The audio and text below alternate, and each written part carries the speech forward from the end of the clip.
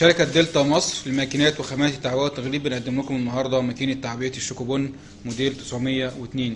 المكنة تعبي معايا لب، تعبي معايا مكسرات، تعبي معايا سوداني أطعمة، سوداني بالشوكولاتة، تعبي معايا السكر الصوابع بتاع الفنادق، أي منتج حبوب. المكنة تعبيه من أول 5 جرام لغاية 100 جرام، شغالة على كهرباء البيت العادية 220 فولت. ده شكل المنتج داخل الصينية، والمنتج داخل العدوس. طبعا العدوس ده بيشيل حوالي 50 كيلو.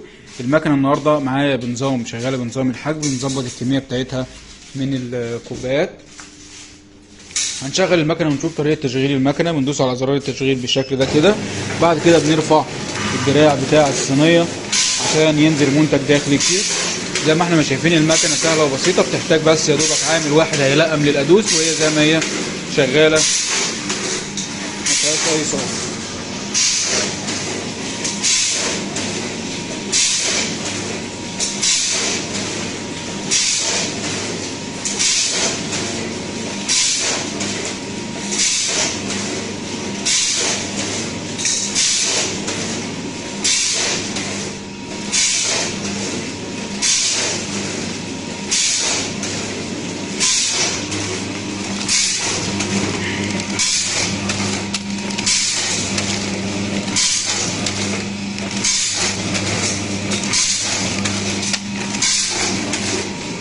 ماكينة تعبئة الشوكوبون موديل 902 مقدمة من شركة دلتا مصر للماكينات وخامات التعبئة والتغليف.